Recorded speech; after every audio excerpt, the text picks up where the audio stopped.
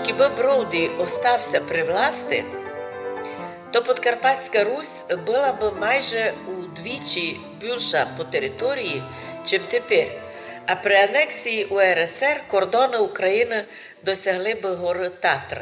Може, і так можеш повісти. Воно так звучить теоретично. В книзі «Подкарпатська Русь. Формування національної свідомості», правда, не дописав автор цієї книги професор Магочі, формування національної свідомості кого? Німців, іспанців. Той запросить національної свідомості або самосвідомості подкарпатських русинів. От недавно вийшло нове видання цієї книги.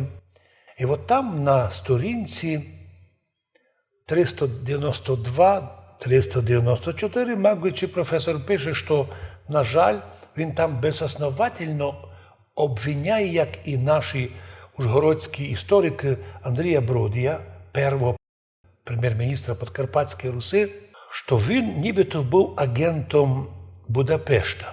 Прото пише у своїй науковій роботі і бувший ректор УЖНУ Вегеш, тобто, яка мала ціна його історичної роботи.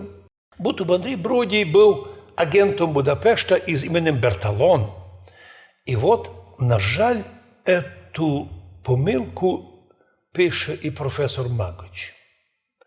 Виконували Будапешта і Варшави накази ці два автономісти, мається в виду Бродій і Фенцик. І хоча в документах реабілітації Андрія Бродія сказано, що обвинення були сфабриковані Абвером німецьким спецслужбами, повторені були свідомо брехливо в Празі і безвідповідально підтримані Вегешем, оказується, і Магочієм, вместе з тим було сказано, що це була підстава, це була фабрикація. Ну, відповідає на ваш вопрос, яка ситуація була б, якщо Бродій стався далі при власті. Перше, що він би ніколи не поміг би Гітлерові розчленити Чехословакію.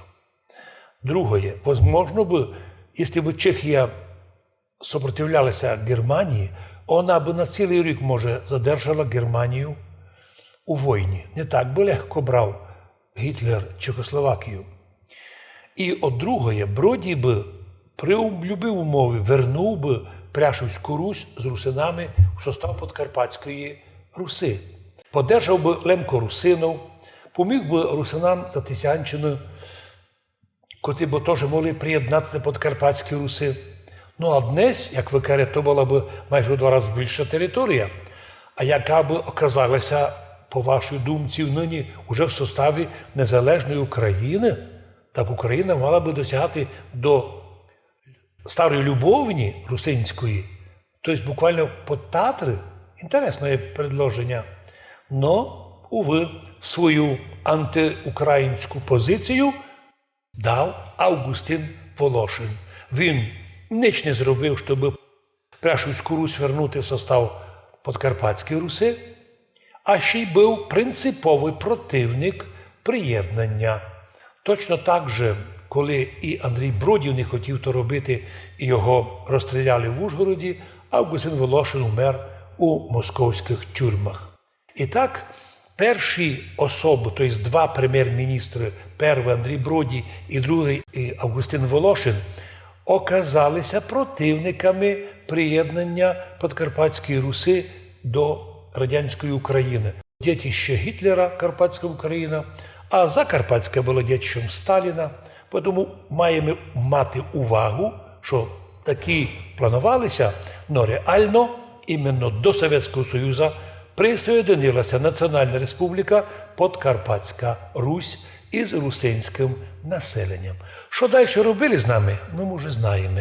Почалася совєтизація, насильственна українізація. І ми воістину, хоч не маємо обіди, бо як християни прощаємо, але маємо в виду, що це були тяжкі роки. І якщо хтось нам нині каже інакше, або повторяються такі ж злочини проти нас, які робили австрійці в концлагерях, або совєтсько-українські комуністи, то ми знаємо, чим то пахне і який то вид має.